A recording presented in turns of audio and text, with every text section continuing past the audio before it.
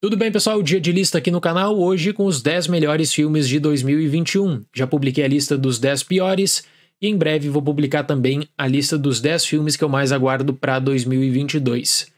2021 foi um ano muito bom para o cinema, um ano de retomada, um ano de reabertura também, só que com alguns extremos.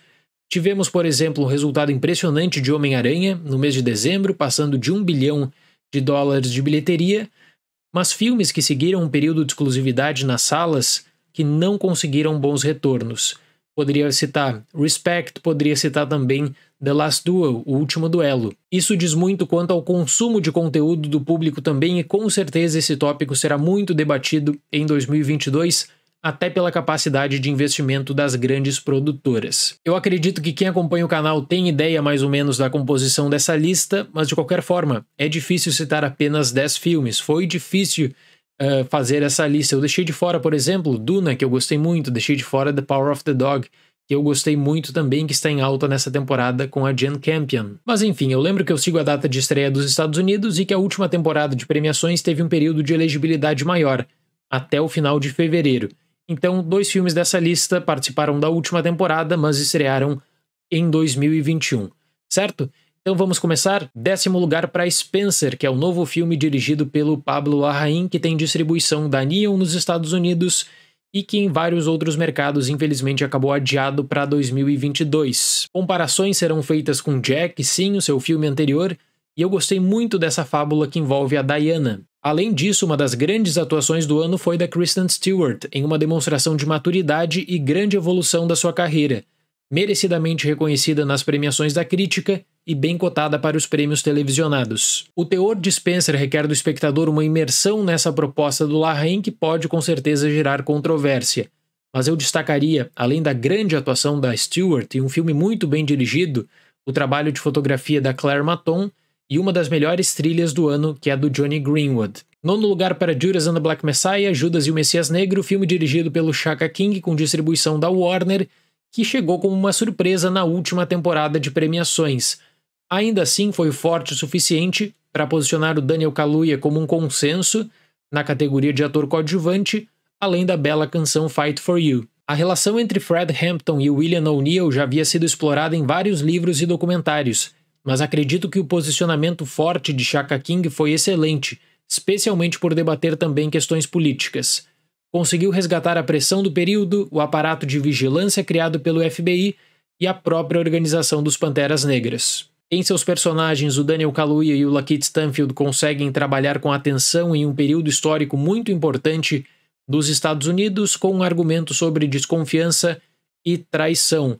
Foi um dos últimos lançamentos da temporada de premiações passada, teve uma estreia especial em Sundance e, claro, por conta das restrições no cinema em fevereiro, teve um resultado de bilheteria bem prejudicado, até porque participou dessa estratégia híbrida de lançamento da Warner e HBO Max nos Estados Unidos. 8º lugar para Summer of Soul, que vem conquistando a maioria dos prêmios na área nessa temporada. Teve uma recepção boa nos festivais e aí ganhou muita visibilidade com a aquisição da Disney através do selo da Searchlight. O que torna esse documentário muito especial é o trabalho de redescoberta do Festival Cultural do Harlem de 1969, que muitos artistas registraram como um ponto de virada em suas carreiras, mas que carecia de registro. Porque se você pensar em um grande festival de 69, vai acabar citando Woodstock, que tem muitas imagens, muito material de arquivo, filmes, documentários, entrevistas, etc. E existiam filmagens do Festival Cultural do Harlem, só que no período elas não haviam sido aproveitadas, corriam risco de destruição também, até que foram resgatadas para Summer of Soul. A montagem desse documentário é espetacular na forma como trabalha com canções de lendas da música com o turbulento contexto político dos anos 60 nos Estados Unidos, discutindo também sobre traumas que estavam abertos na sociedade americana. Então você tem um trabalho de redescoberta que é muito relevante com todo esse potencial do documentário, também de resgatar memórias e de resgatar um evento que parecia esquecido. 7º lugar para Kumon Kumon, o filme do Mike Mills com distribuição da A24.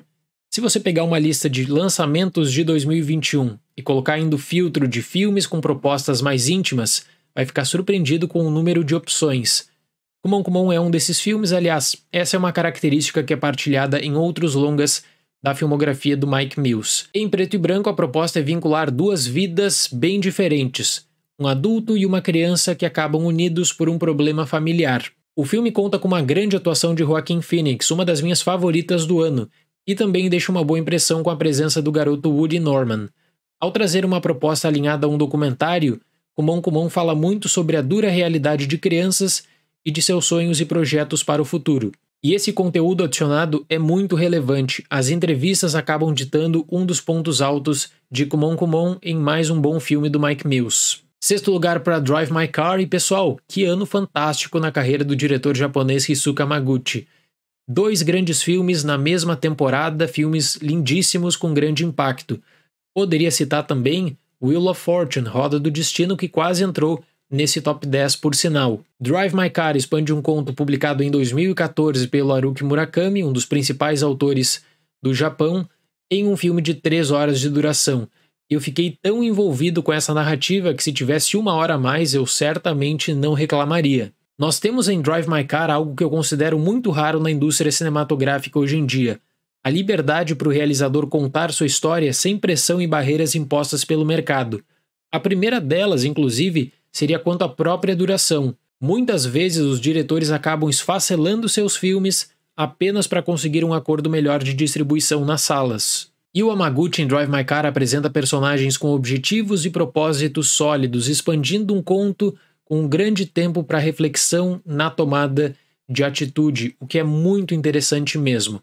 Eu deixo essa minha recomendação, quando possível, dê uma chance para Drive My Car, passou por festivais e vai estrear também no circuito comercial em breve. É o candidato do Japão para o Oscar e vem conseguindo essa grande visibilidade desde novembro, com reconhecimento da crítica também. Quinto lugar para Flea, o lindíssimo filme dirigido pelo Jonas Por Rasmussen, um filme que trata sobre assuntos relevantes como preconceito, mas respeita o silêncio também, coloca o silêncio como fundamental para a construção do seu próprio argumento, e que usa a animação para proteger a identidade de quem conta essa história, mas também para resgatar memórias com belas composições que falam muito sobre marcas do passado. Nós acompanhamos em Flea um desabafo e um processo para compartilhamento de uma memória traumática, de um fato que estava guardado, de um fato que estava escondido e que agora só que estava sendo compartilhado com o documentarista e com o público. Eu falei do silêncio. O silêncio em Flea emociona. Qualquer outro realizador provavelmente buscaria por frases de impacto, e em Flea você não precisa isso. Então existe o respeito, existe esse distanciamento. É a minha animação favorita de 2021 e um dos grandes documentários do ano também. Quarto lugar para Licorice Pizza, o novo filme dirigido pelo Paul Thomas Anderson, extremamente aguardado, e eu estou no time de fãs dessa produção. Já falei sobre aquele argumento íntimo? Bom, o mesmo argumento íntimo do Mike Mills em Kumon poderia ser aplicado para Licorice Pizza e seu diretor. É uma ótima adição na filmografia do diretor, e eu ressalto que os 2 protagonistas do filme estrearam justamente nessa produção. Existe a pressão de grandes nomes do cinema que trabalharam em Licorice Pizza, da citação a grandes nomes da história do cinema também, mas a condução ela é brilhante. Méritos para o Cooper Hoffman e para Alana Haim. Na Los Angeles dos anos 70, observamos o conturbado contexto social e político, que envolve, por exemplo, o desabastecimento, com várias referências ao cinema e ao Vale de São Fernando, onde Paul Thomas Anderson cresceu. Eu citei na minha crítica que existem algumas relações políticas que precisam de um complemento extra, uma pesquisa no Google complementar, para quem não é da região de Los Angeles, porque o Paul Thomas Anderson trabalha com um período e com uma figura do imaginário popular local também, aquela propaganda política que acaba afetando uma região com um grande personagem. O filme não decepciona, tem uma das grandes trilhas sonoras do ano. Vamos para o top 3? Bom, agora esse top 3 foi difícil porque eu não queria deixar 2 filmes empatados em segundo lugar. Tive que tomar essa decisão. Então o terceiro lugar vai para The Worst Person in the World, conclusão da trilogia Oslo do Joaquin Trier. E eu falei de atuações, gostei muito da Kristen Stewart, gostei muito do Joaquin Phoenix, mas a grande atuação de 2021 para mim foi da Renate Reinsve nesse filme. A forma como a história é dividida, em 99% dos casos geraria uma baita confusão. Um prólogo, 12 capítulos e um epílogo. E é fascinante observar como Trier consegue criar micro-situações de conflito, mesmo em capítulos curtos, afetando assim o desenvolvimento e o final da história. É um filme que desperta diferentes emoções, da raiva à alegria, na minha opinião, o melhor da trilogia Oslo, que coloca aí o Joachim Trier de fato como um dos grandes realizadores contemporâneos.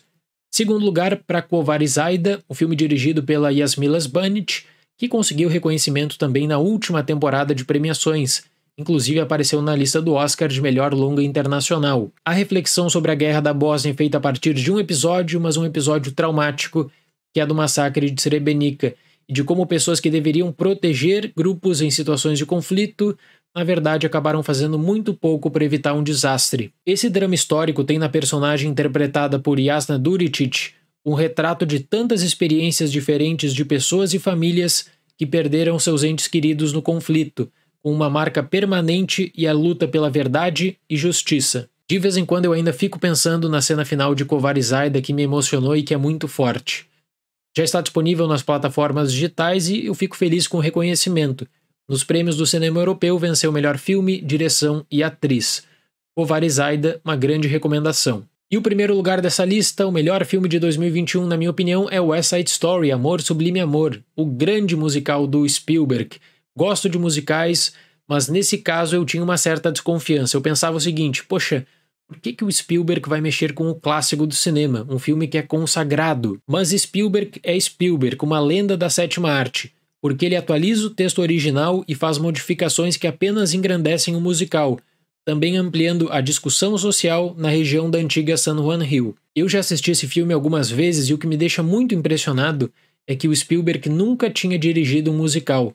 Tem esse vasto conhecimento, claro, estamos falando aqui de um grande nome da história do cinema, mas ele não tinha essa experiência e aqui, no caso de West Side Story, tinha uma pressão, como eu falei, tinha tudo para dar errado, na verdade, porque o público iria fazer a comparação. É, portanto, um projeto de amor do Spielberg e recompensador, e que bom ver um musical desse nível em 2021, que foi o ano dos musicais, como eu vinha falando aqui no canal nas críticas e análises.